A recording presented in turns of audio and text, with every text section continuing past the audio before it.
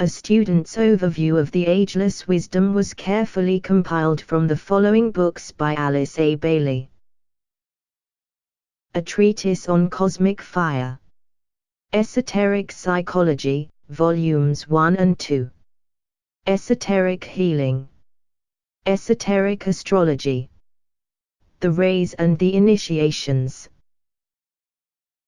Students are encouraged to download the free PDF version of this overview by following the link in the video's description, or to order a printed copy at cost from thebookpatch.com, but are advised to read the original, unabridged books in order to gain deeper insight into the ageless wisdom. Students are also invited to join our online study group at facebook.com/groups/students of the ageless wisdom. Chapter 22, A Treatise on Cosmic Fire. 15 Rules for Magic.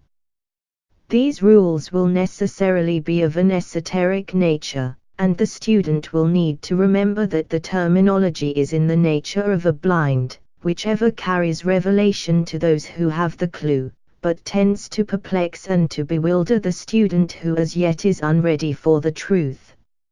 I would also remind the student to bear in mind that all that is here imparted concerns white magic and is given from the standpoint of the solar angel, and of solar fire.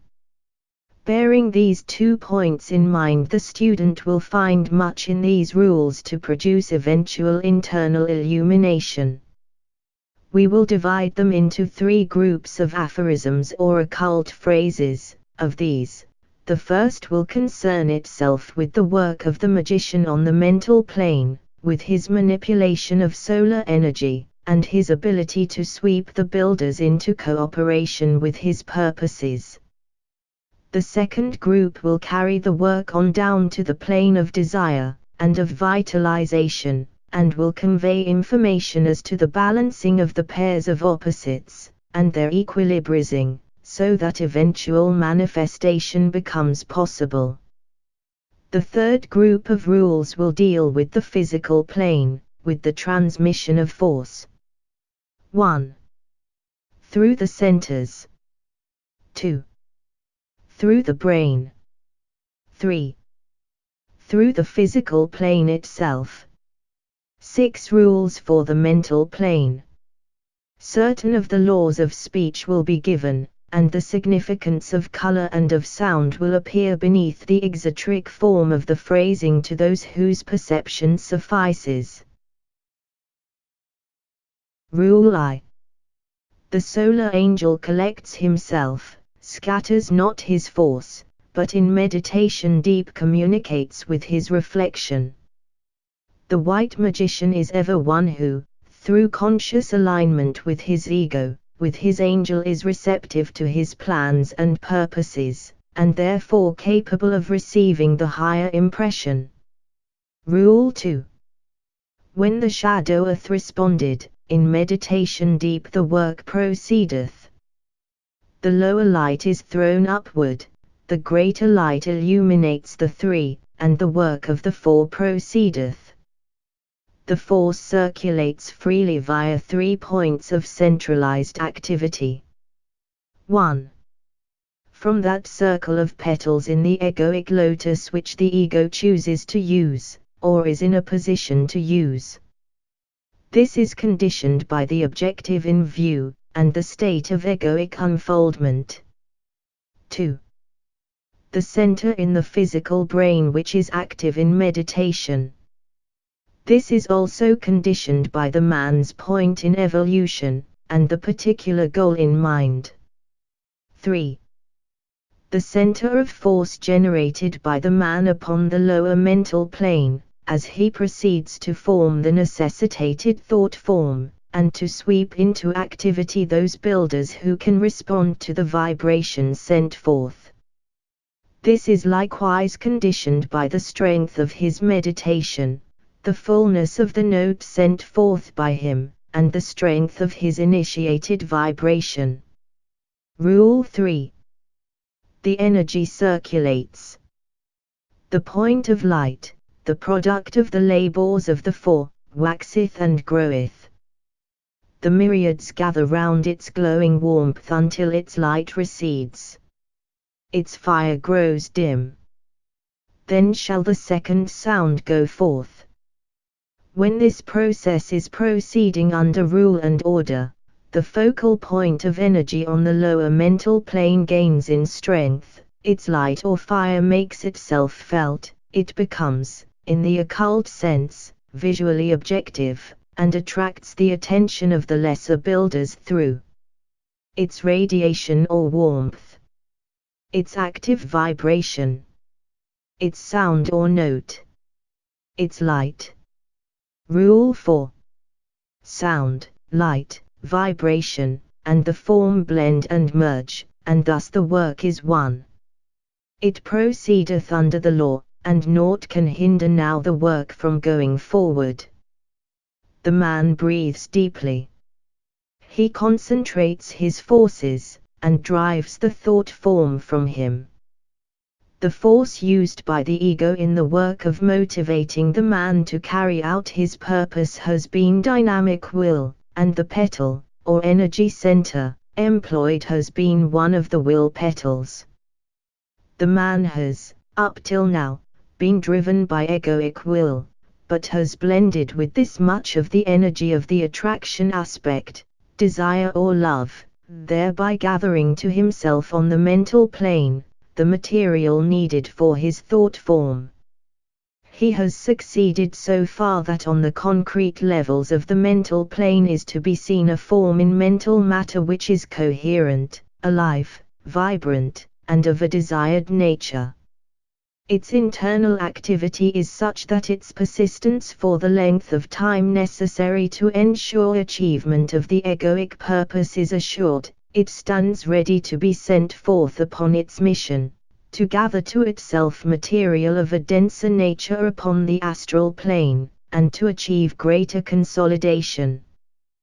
This is brought about by an act of will emanating from the man, and he gives the living form power to break loose. It is exactly at this point, fortunately for the human race, that the majority of magical investigators fail in their work.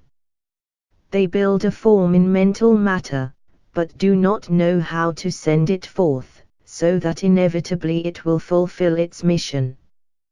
Thus many thought forms die a natural death on the mental plane owing to the inability of the man to exert the will faculty constructively, and his failure to understand the laws of thought form construction.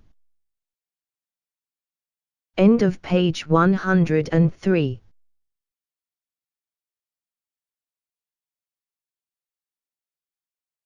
It might be asked how it is that men do achieve their ends, through concentration and visualization, and do manage to send forth thought forms which reach their objective. In two ways this can be brought about.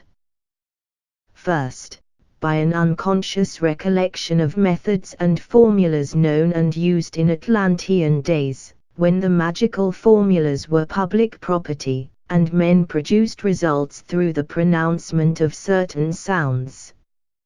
They did not achieve their ends through mental ability, but principally through a parrot-like capacity to repeat mantrams. These are, at times, hidden in the subconscious nature, and are used unwittingly by the man who is feeling strongly enough. Secondly, through the thoughts and ideas of the man fitting in with the plans and purposes of those who do know, either on the path of white or black magic. Then they utilize the form with its inherent force and galvanize it into activity, and a temporary separate identity, thus sending it forth to accomplish its purpose. This accounts for many of the apparently phenomenal results achieved by selfish or by incompetent, though good, thinkers. Rule V. 3 things engage the solar angel before the sheath created passes downward: the condition of the waters, the safety of the one who thus creates, and steady contemplation. Thus are the heart, the throat, and the eye, allied for triple service. The focal point of energy that the man, the magician, has now created upon the mental plane, has reached a vibratory activity which makes it certain that response will be called forth from the matter required for the providing of the next, and denser sheath. The form, occultly, is made to be sent forth, to descend, to fly as a bird forth upon its mission, and a critical moment is near for the magician.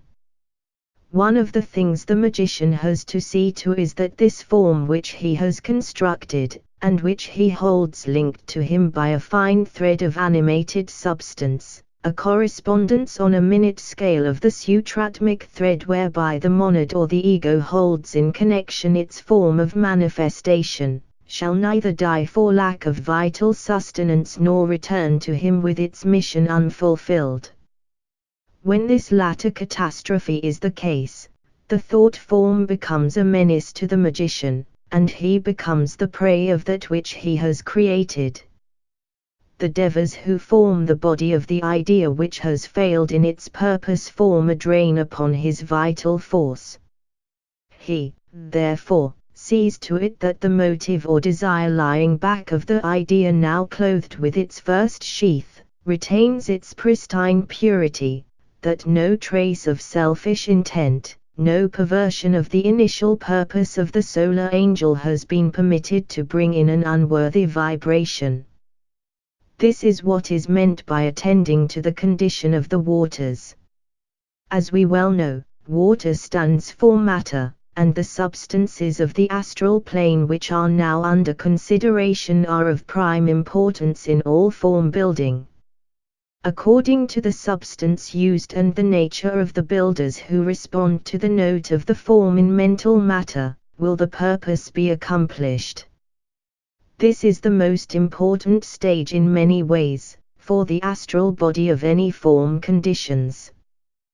The nature of the physical vehicle. The transmission of force from the next highest plane.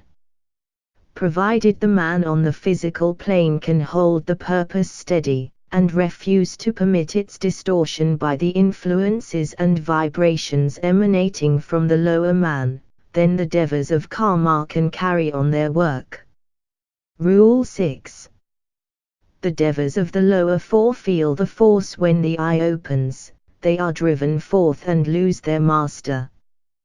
The egoic energy, transmitted via the physical brain, is directed now to the work of sending forth the form, so that it may clothe itself in astral matter.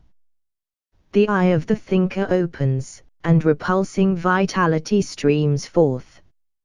More need not be said here, for until the eye is functioning, it is not possible for men to comprehend the nature of the energy which they will then wield or direct. End of page 104. 5 Rules for the Astral Plane. Before we take up the consideration of the second set of rules for magic, I would like to make a few remarks anent the eye of the magician to which reference has been earlier made. One of the fundamental rules back of all magical processes is that no man is a magician or worker in white magic until the third eye is opened, or in process of opening, for it is by means of that eye that the thought form is energized, directed and controlled, and the lesser builders or forces are swept into any particular line of activity.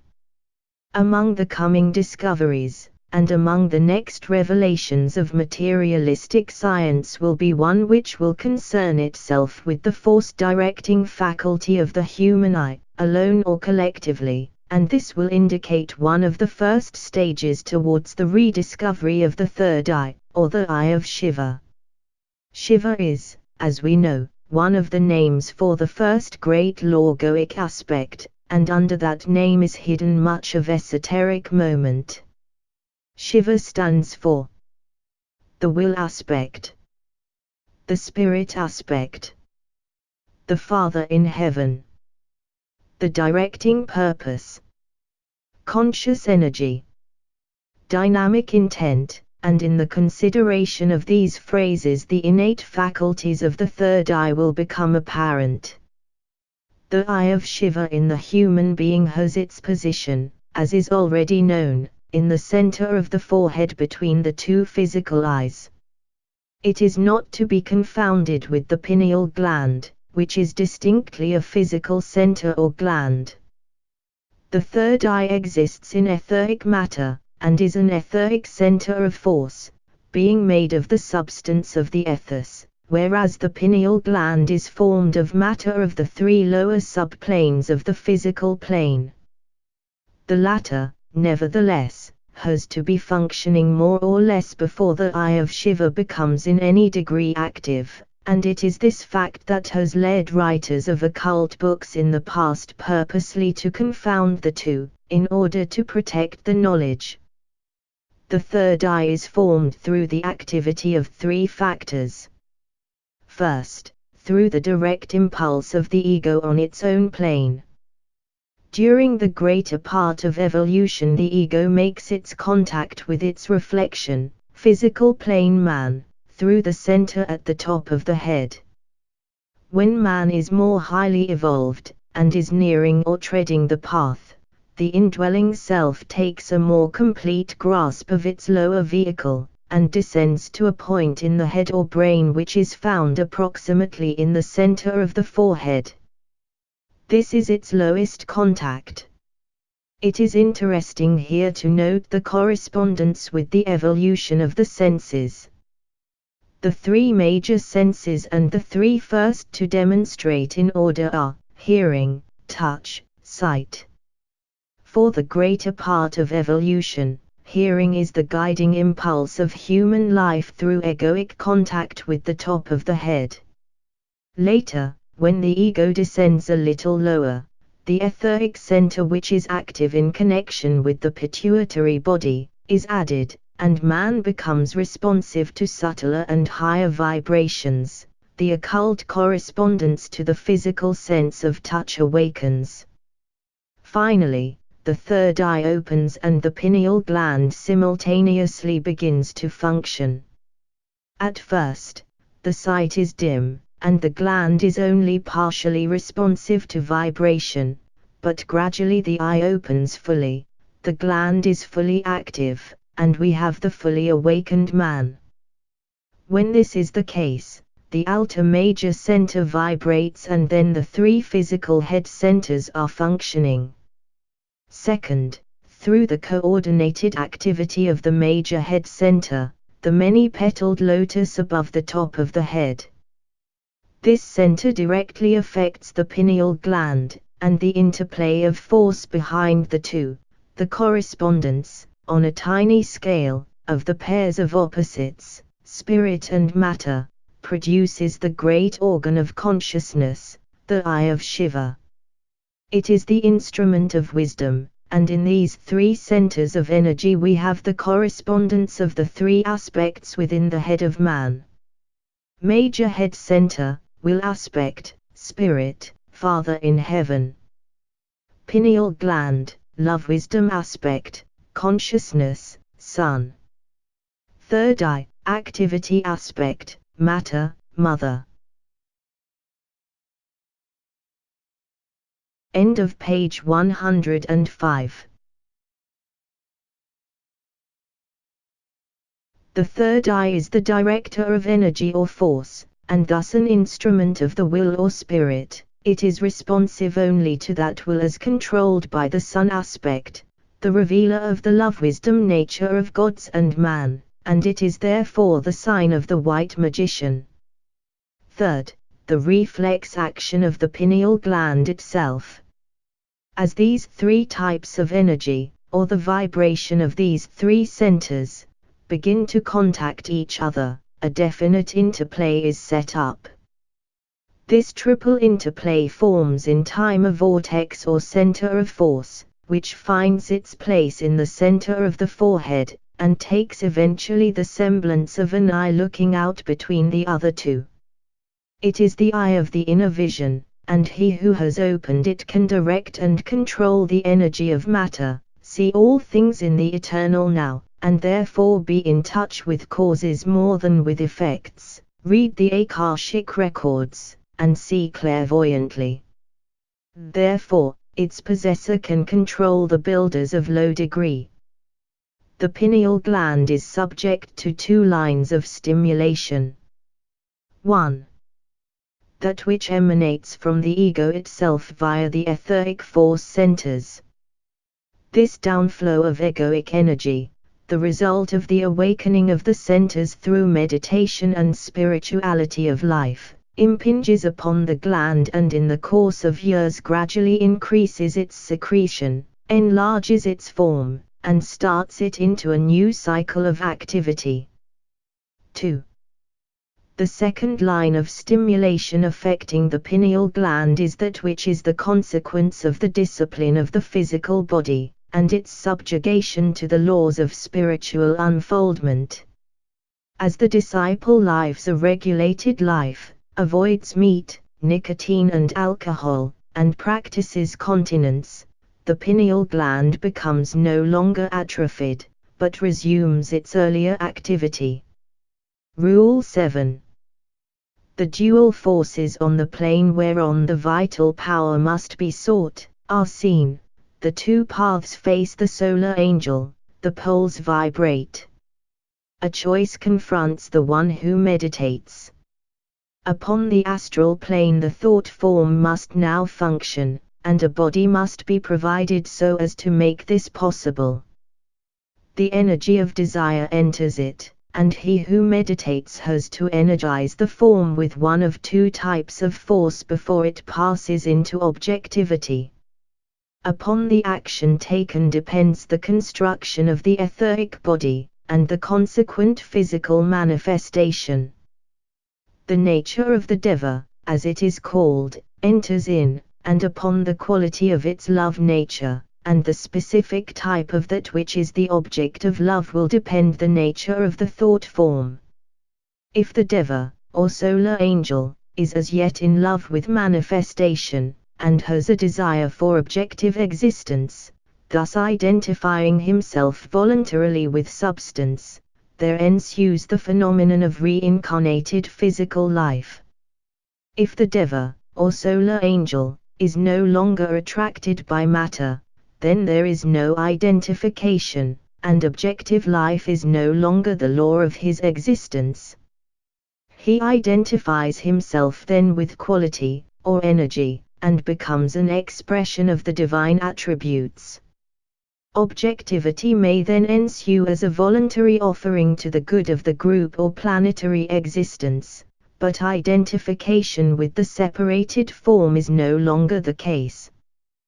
The human vehicle then created is as much a thought form in this case as any other particularized idea, and the greatest act of conscious magic is to be seen. All other magical creations are subsidiary to this. Through manipulation of negative and positive energy, thus bringing them to the point of equilibrium before informing them, the perfected body of the adept is formed. All magical work on the astral plane has to be along the line of equilibrizing activity, and the distinctive nature of this type of work on the three planes in the three worlds might be summed up as follows. 1. On the mental plane, the positive force of the solar angel drives the substance needed into the correct form. 2. On the astral plane, the equilibrizing force of the solar angel gathers the needed material and energy from all directions and builds it into the necessary astral sheath. 3. On the physical plane, the negative force of the solar angel is all that is needed to gather the desired etheric substance. By this I mean the form has now achieved a vitality and distinction of its own, so that no aggressive action emanating from the egoic center is required to continue the work. The note and vibration of the form itself suffices. End of page 106. Rule 8. The Agnisurians respond to the sound. The waters ebb and flow. Let the magician guard himself from drowning at the point where land and water meet. The midway spot, which is neither dry nor wet, must provide the standing place whereon his feet are set. When water, land and air meet, there is the place for magic to be wrought. It will be noted that in this rule, no mention is made of the fourth element, fire. The reason for this is that the magician has to accomplish the stupendous task of generating the needed fire at this triple meeting place. Under this symbology much is hidden, and the life-giving energy, the centers symbolized to focalize it, and to drive it forth, and the place the various types of receptive matter play in the magical work. As is ever the case in all white magic, the activity of the solar angel is the primary factor, and the work of the man upon the physical plane is regarded as secondary, his physical body, and the work engendered therein, being frequently referred to as fuel and its warmth. This needs careful remembering, and will give the clue to the necessity of egoic alignment, and to the problem of the extinction of certain workers in magic, who were destroyed by their own fire or energy. The discreet magician is one who sees to the readiness of his lowest vehicle to carry the fire wherewith he works, and this he accomplishes through discipline and strict purity. The magician guards himself from drowning or from coming under the influence of the water or astral elementals, through a knowledge of certain formulas, and until these sounds and mantrams are imparted and known, it is not safe for the man on the physical plane to attempt magical creation. These formulas are 3 in number. First, those which blend the 2 notes, add a third, and thus call into activity the builders of the astral plane, the Agnisurians, in some one or other of their grades. These are based on the initiatory sound of the ego, and distinguish between it and the sound of the note of the builders and lives of the tiny thought form already formed. The formula is chanted on a basis of these 3 notes, variation of tone and note, though not of formula, producing the types of forms. Second, those which are of a purely protective nature, and which, through a knowledge of the laws of sound as they are known in connection with water, or the astral plane, place a vacuum between the magician and the waters, as well as between him and his creation.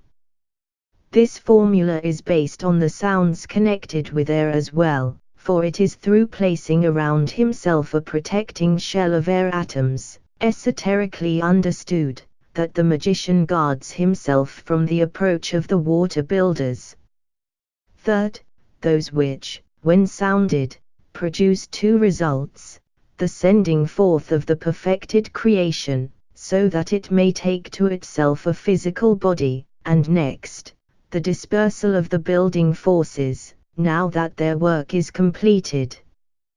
This last set of formulas is of exceeding interest, and were they not so powerful, the magician might find himself cumbered with the produce of his thought, and the prey of a vital form, and of certain devas of the waters who would never leave him until they had completely drained from him all the waters of his nature, absorbing it into their own nature, and producing his astral death. The curious phenomenon would then be seen of the ego or solar angel being incarnated in the mental sheath, yet separated from the physical body, owing to the occult drowning of the magician. There is nothing left for the ego to do then but to snap the sutratma or thread, and sever all connection with the lowest sheath. This lowest sheath then may persist for a short time, according to the strength of the animal life, but more probably death would immediately ensue. Several magicians have perished thusly. End of page 107. Rule 9. Condensation next ensues. The fire and waters meet, the form swells and grows. Let the magician set his form upon the proper path. This rule is very briefly summed up in the injunction, let desire and mind be so pure and so equally apportioned and the created form so justly balanced that it cannot be attracted towards the destructive or left-hand path. Rule X. As the waters bathe the form created, they are absorbed and used. The form increases in its strength, let the magician thus continue until the work suffices. Let the outer builders cease their labors then, and let the inner workers enter on their cycle. One of the fundamental concepts which is grasped by all magical workers, is that both will and desire are force emanations. They differ in quality and vibration, but are essentially currents of energy, one forming an initial vortex or center of activity, being centrifugal, and the other being centripetal, and the main factor in the accretion of matter into a form around the central vortex. This can be seen demonstrating in an interesting way in the case of the egoic lotus, where we have the will aspect forming the jewel in the lotus or the inner center of electrical energy, and the desire or love aspect forming the egoic lotus itself, or the form which hides the center. It is the same basic concept which governs thought form building, and which enables a magician of white magic to produce objective phenomena on the physical plane. He works with the two types of energy, will and desire, and their equilibrizing is what leads to the balancing of the pairs of opposites, and the subsequent release of energy substance in the formation of the physical plane structure. The magician has to know the following facts. 1. The formulas for the two aspects of logoic energy, will and desire. This is literally apprehension of the note and formula of the Brahma or substance aspect, and the note and formula of the Vishnu, or building aspect. One he ascertains because he has mastered matter, the other is revealed to him when he has achieved group consciousness. 2. The formula for the particular type of energy substance which he is seeking to employ. This will have relation to that particular petal in the solar lotus from which the desired force emanates. 3. The formula for the particular type of energy which is transmitted to him via one or other of the three circles of petals in his own egoic lotus. 4. The formula for the particular petal in a circle of petals with which he may choose to work.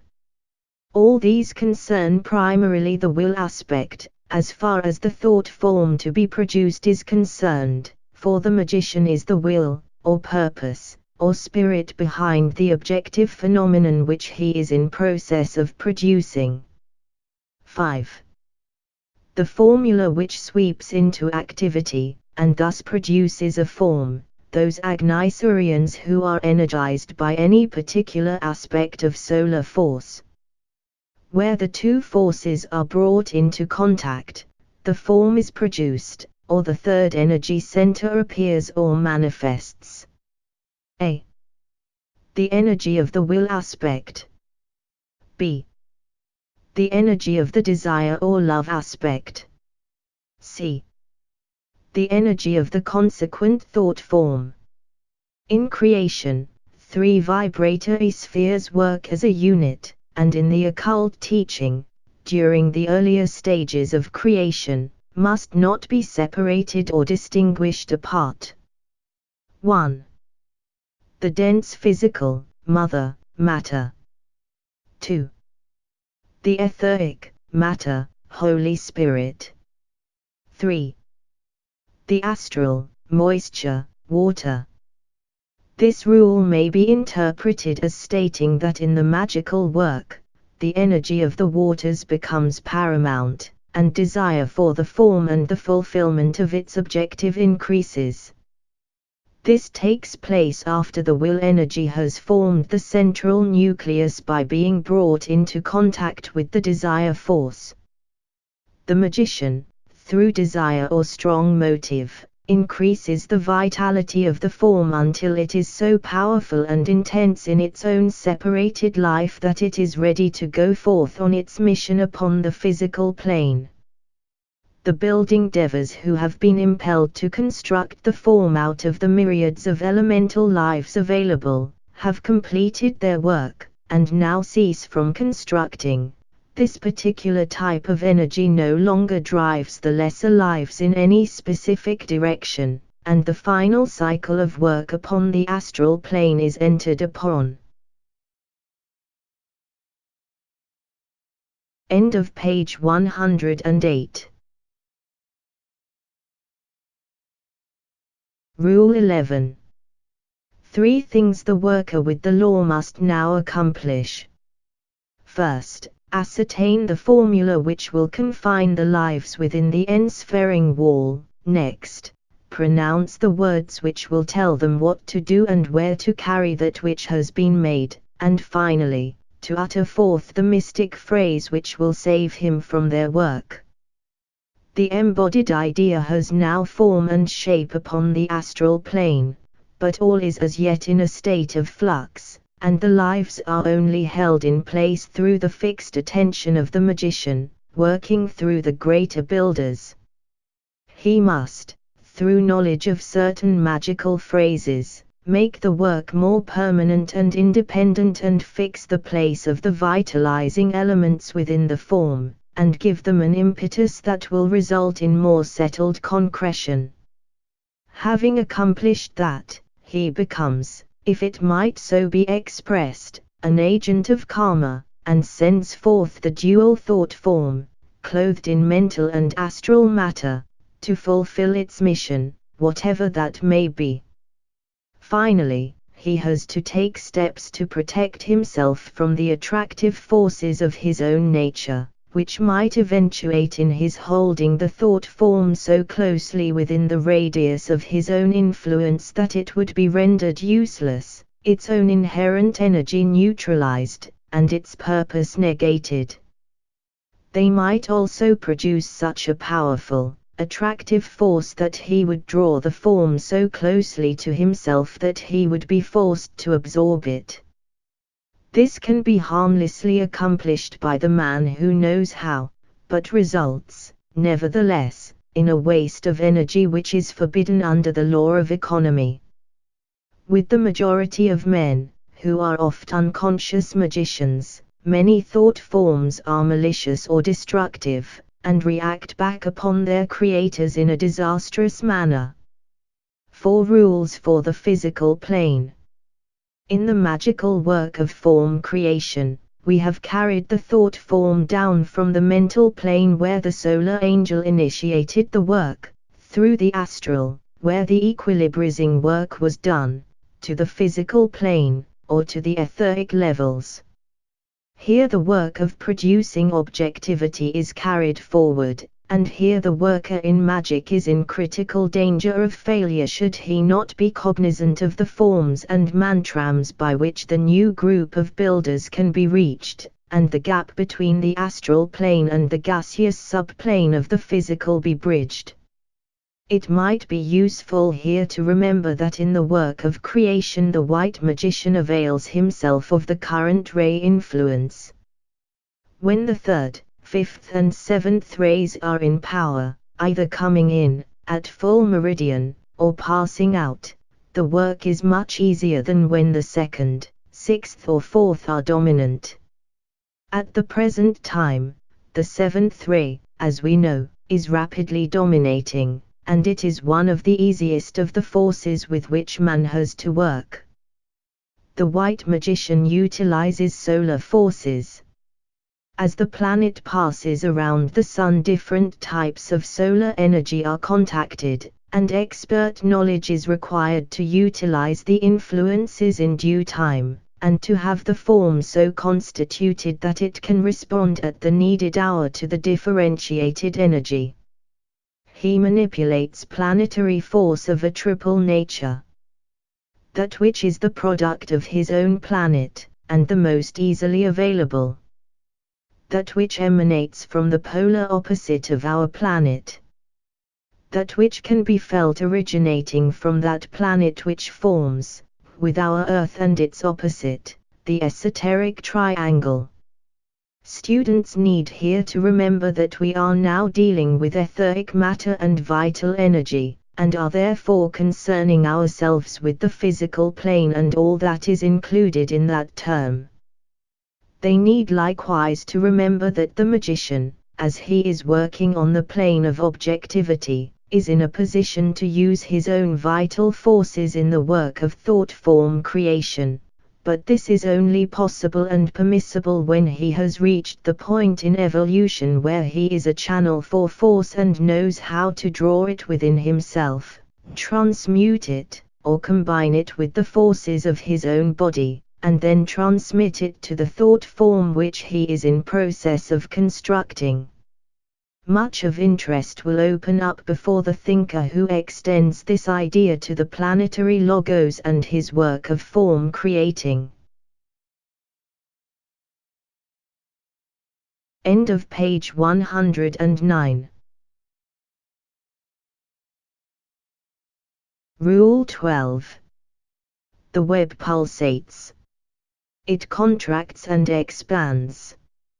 Let the magician seize the midway point and thus release those prisoners of the planet whose note is right and justly tuned to that which must be made.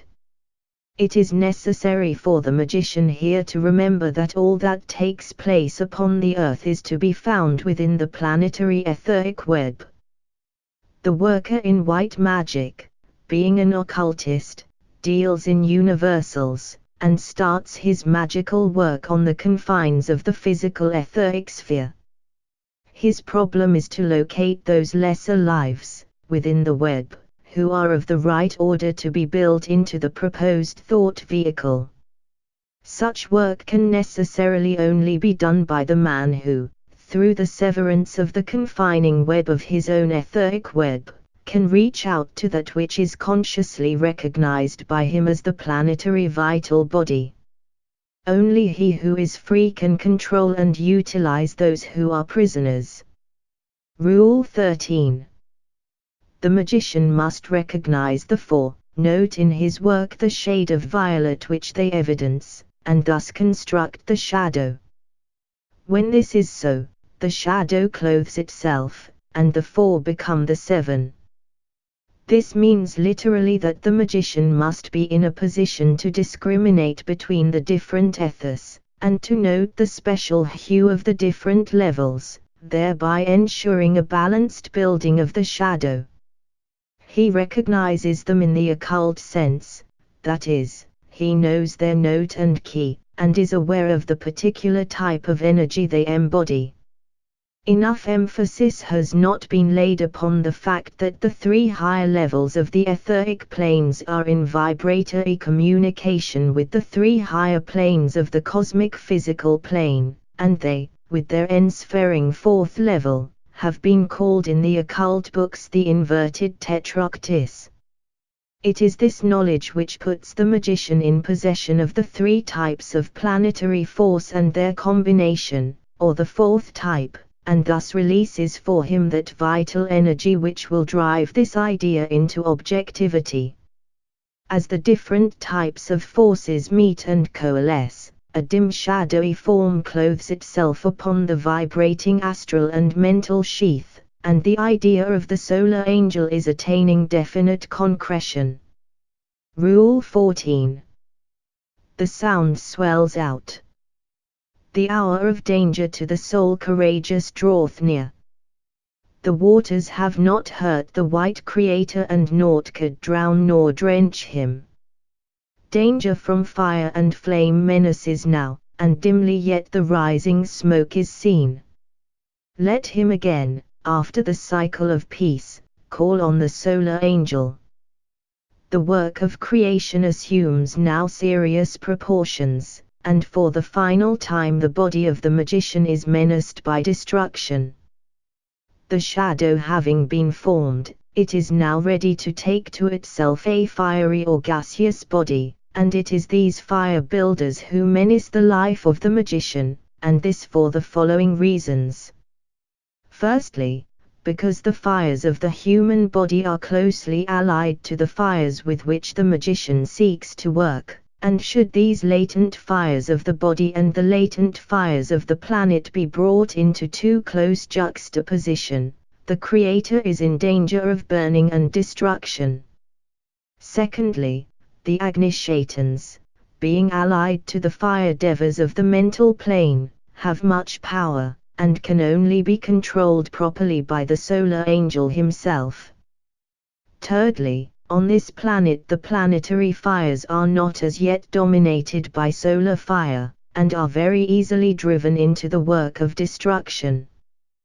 The solar angel must, therefore, now again be invoked. This means that the magician, when his shadow is completed, and prior to the final stages of concretion, must see to it that his alignment with the ego is just and unimpeded, and the communicating currents in full play. He must literally renew his meditation and make direct contact afresh before proceeding with the work. Otherwise, the fires of his own body may get out of control, and his etheric body suffer in consequence. He, therefore, fights fire with fire, and draws down solar fire for his protection. This was not necessary on the astral plane. For the magician, the moments of the greatest danger in the work of creating are at certain junctures on the astral plane, where he is in danger of occult drowning, and at the transition from etheric levels to the planes of tangible concretion, when he is menaced by occult burning. In the one case, he does not call on the ego, but stems the tide by love and the equilibrizing powers of his own nature. In the latter case, he must call in that which represents the will aspect in the three worlds, the impulsive, dynamic thinker or solar angel. He accomplishes this by means of a mantram. End of page 110. Rule 15. The fires approach the shadow, yet burn it not. The fire sheath is completed. Let the magician chant the words that blend the fire and water. The gaseous sheath is created, and the hour for the formation of the sheath for the sixth subplane, the liquid, is near. The two must blend. This is the moment of the greatest danger, as far as the thought form itself is concerned. Earlier dangers have menaced the magician. Now the form he is creating must be protected. The nature of the danger is hinted at in the words, where fire and water meet apart from chanted sound, all dissipates in steam. The fire ceases to be. This danger is hid in the karmic enmity existing between the two great groups of devas, which can only be united by the mediator, man. End of chapter 22.